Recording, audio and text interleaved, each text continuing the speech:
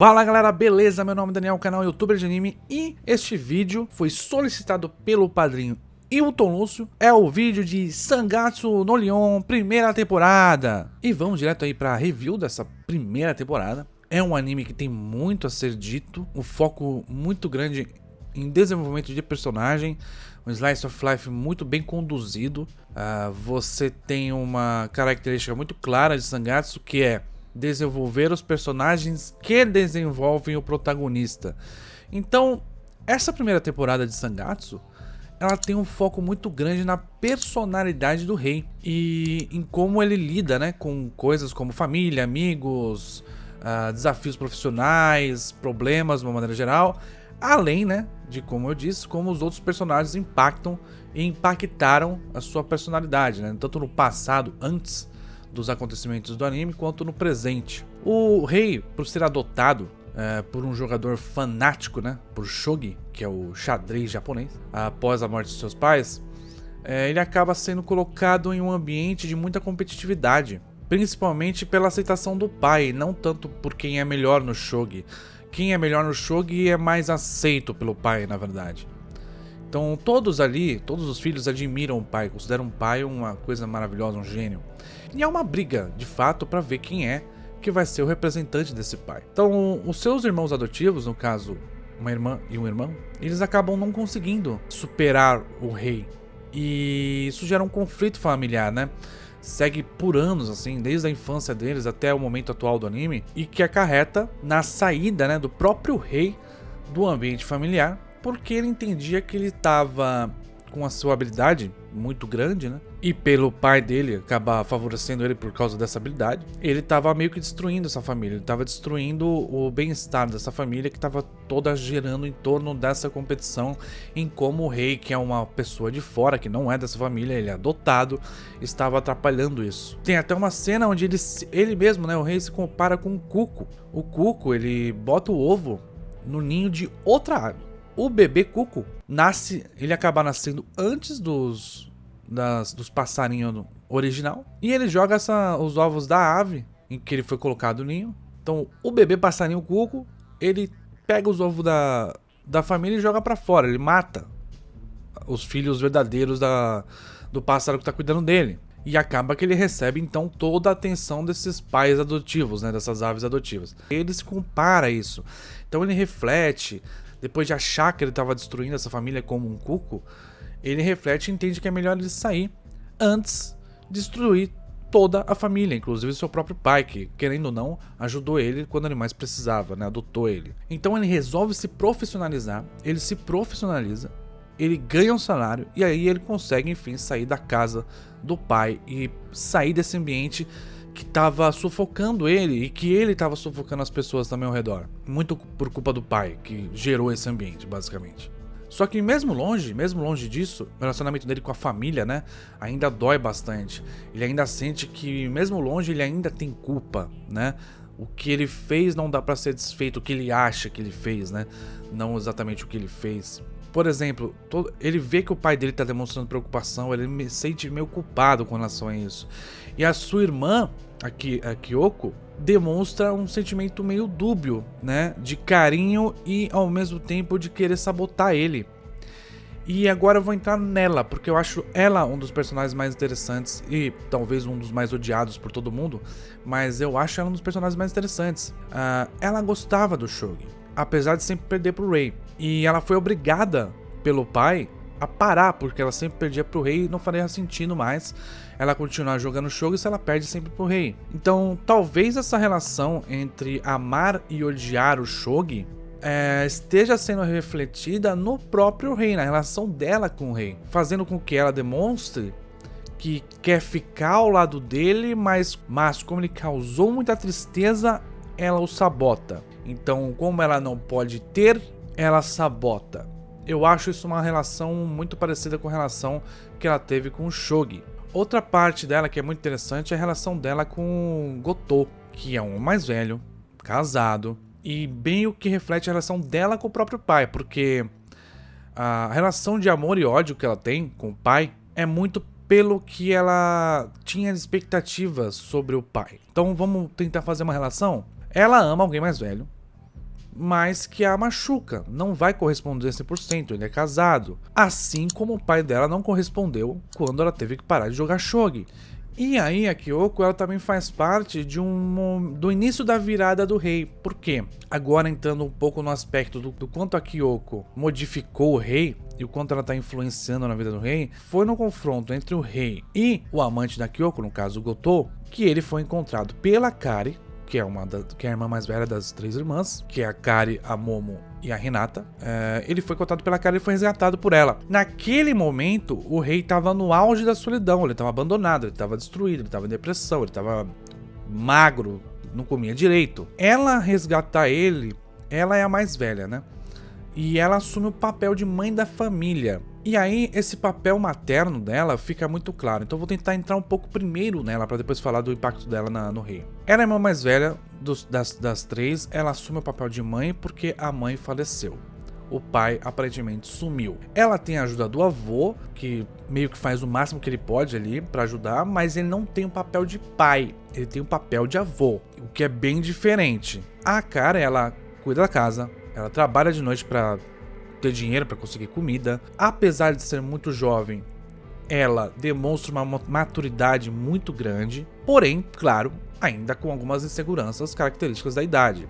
E o fato de assumir um fardo aí, digamos, tão grande, né? Uma coisa que é muito clara nela, ela sempre se mostra sorrindo, ela tá sempre sorrindo. Ela tenta ser o pilar dessa família que, teoricamente, não existia mais pela ausência dos pais. E um dos momentos que ela mais mostra essa maturidade é na hora que ela mostra pro rei que ele não tá sozinho, que apesar de ele morar sozinho, as pessoas estão com ele pensando nele, porque teve um momento que o rei ficou sozinho em casa, com febre, e ele ficou pensando muito nele nesse processo até de ilusão que ele estava tendo quando estava com febre. Ela mostra essas chamadas perdidas para ele, mostrando para ele, olha cara, você podia achar que você estava sozinho, mas você nunca tá sozinho, as pessoas elas pensam em você, as pessoas elas estão com você, mesmo longe de você. Então ela é um dos personagens mais importantes pro rei lidar com a solidão e com a sensação de que ele não pertence. Ela faz ele se sentir em casa. As irmãs convidam ele sempre. Ele está sempre pertencente a esta casa dessas irmãs e a vida delas. Então ela traz essa realidade para o rei. E a partir desse momento ele tem uma mudança de personalidade.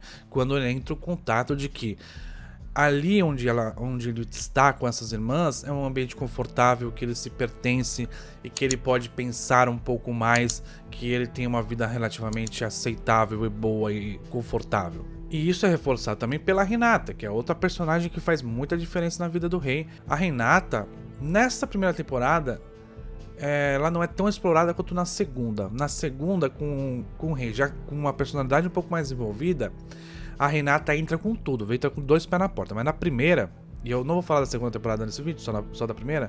Na primeira, ela dá o ar da graça. Então, ela ajuda o rei a se importar com algo além do shogi. E embora em vários momentos isso possa aparentar mais atrapalhar do que ajudar, isso no sentido do rei se importar, né? A vida dele foi feita para se preocupar apenas com o shogi, apenas com ele mesmo, com o shogi, com a vida dele com o shogi.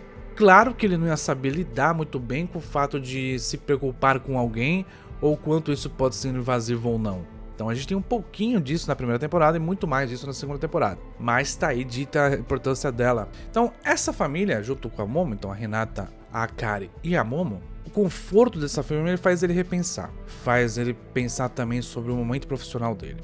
Isso lá pelo 12º episódio. Então ele percebe que a vida dele ainda tá um caos. E apesar de ele ter amizades e um ambiente que ele se sente confortável, né, ele ainda precisa enfrentar os seus desafios profissionais, seus desafios como pessoa, inclusive. Então quando o campeonato do Rei Leão inicia, ele tá lá focado em passar por todo mundo para conseguir seus objetivos. Porém, logo um pouquinho antes do início do campeonato, ele encontra o Gotou.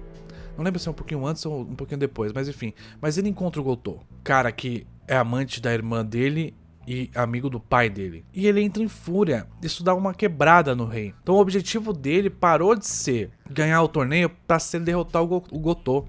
Então ele estuda para derrotar o Gotou. Só que nesse momento, nesse caminhar, quando a gente esperava que o confronto seria ele versus Gotou, tem a entrada de outro personagem que é importantíssimo para a vida do rei, que é o Shimada.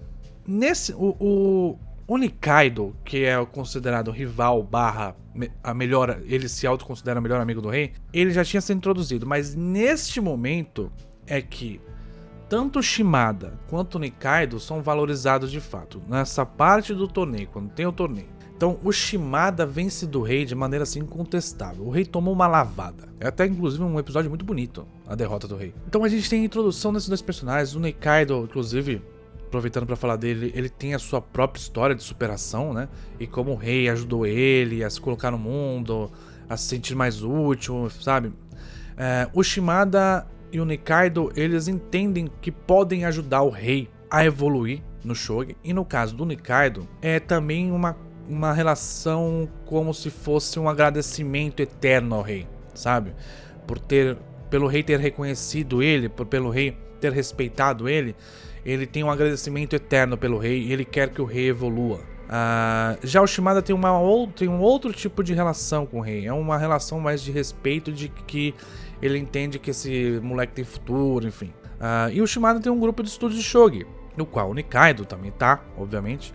E ele quer que o rei se junte, mas precisa que o rei tome a iniciativa. E o rei só toma a iniciativa por um motivo lá. Basicamente, ele foi incentivado pelo professor dele, professor do ensino médio, que é o Hayashida, né? E por alguns outros acontecimentos, né? E a partir do momento que o rei entra nesse grupo de shogi, a gente tem um contato maior do rei com a vida social. Ele tá saindo mais de casa. Ele vai estudar shogi com os amigos dele, que na verdade não são amigos, são apenas colegas de shogi, né? Mas ele não considera amigos. Ele já tem agora um lugar para onde ir, que no caso é a casa das irmãs. E agora o ambiente de trabalho dele está ajudando ele também. Então você tem duas coisas que ele não tinha no começo do anime, porque ele ficava sozinho em casa, estudando shogi sozinho em casa. Agora, ele tem uma casa onde ele se sente confortável e também um ambiente confortável para evoluir no shogi. Todo o arco do campeonato, todinho, ele serve para reforçar as falhas psicológicas, sociais, individuais e técnicas do rei e as qualidades dos outros personagens, para que no futuro, ou seja, na segunda temporada, e espero que talvez uma terceira, para que no futuro a gente entenda que o porquê esses personagens estão na história e qual o papel deles na evolução da personalidade do rei. Eles mostram, cada um com sua especificidade, um lado que o rei ainda não tem. Os laços que ele ainda não criou, a força de vontade, a resiliência, a superação da dor, o exemplo de alguém melhor que ele, a possibilidade de crescer com pessoas tão talentosas quanto você ao seu redor, né? Claro que ele tem um pouquinho de cada coisa, ele não tem isto completamente desenvolvido. Isso também mostra um pouco que pra gente desenvolver alguma coisa, a gente tem que ter um pouquinho já, ou pelo menos ter sido iniciado nisso, digamos. E esse arco do torneio, do campeonato do Rei Leão, e essa entrada do rei no shogi, no grupo de shogi, ela serve para mostrar uma outra coisa. Ela serve para mostrar também como o trabalho, né, ele pode influenciar na sua personalidade, e como evoluir nesse trabalho também está envolto de aceitar pessoas ao seu redor, se envolver, aprender e ensinar. Você está ali para uma troca, né? E como essa troca é importante para você desenvolver profissionalmente e pessoalmente. O pessoal e o profissional andam juntos. O Nikaido, aliás, é o que mais mostra isso aí, visto que ele trata o rei como amigo e rival, justamente por entender que essas duas coisas andam juntas e podem se auto-beneficiar. Ele sabe que o lado pessoal e o lado profissional, eles têm que caminhar juntos para você se desenvolver. Além de tudo isso, galera, para finalizar aqui a análise, Sangatsu no Lion é uma primazia em direção, animação e roteiro. É uma das obras mais bonitas esteticamente do meu ponto de vista, trabalha bastante o subjetivo e tem tudo a ver com o subjetivo, visto que a gente está trabalhando um anime que o foco é na personalidade do personagem, no desenvolvimento psicológico dele. Então quando a gente tem uma obra que consegue colocar animação que trabalha o subjetivo, uma animação não realista, é irreal até em alguns pontos, justamente para trazer o impacto emocional que ela quer trazer, porque está falando de emoções, está falando de personalidade. Então isso é conectar animação com roteiro.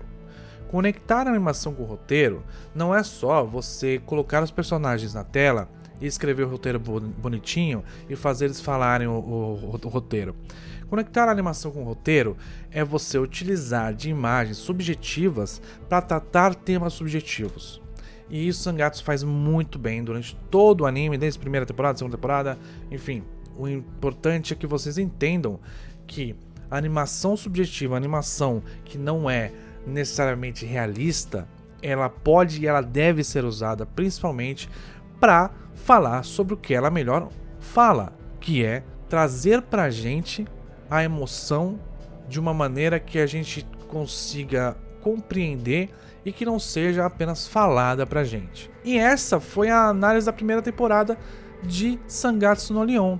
Um foco muito grande no desenvolvimento dos personagens, na criação de contexto, elaboração das mensagens que estão sendo tratadas, como cada personagem influencia a personalidade do outro, e essas várias relações entre estar sozinho, não estar mais, evoluir, trabalho em equipe, se preocupar com o outro, enfim, é uma complexidade muito grande. Já na primeira temporada, na segunda temporada então não se fala, porque ele utiliza todos esses conceitos para expandir isso. E a segunda temporada, a análise da segunda temporada vem mês que vem. Então, galera, é isso. Espero que vocês tenham gostado. Deixe seu like, se inscreve no canal, aperte o sininho para receber novas notificações e vira padrinho. Se você dá uma olhadinha nos links aqui embaixo, dependendo do quanto você ajudar, você pode escolher o seu vídeo. Sim, você pode escolher o anime que você quer que eu faça review, ou o tema que você quer que eu fale, de uma maneira geral. Então, dá uma olhadinha no Padrim, e no PicPay e no Apoia-se. Tanto faz, tem os mesmos planos ali para você contribuir. Dá uma olhadinha lá para você poder também escolher o seu vídeo, tá ok? É isso, galera, muito obrigado, valeu, falou!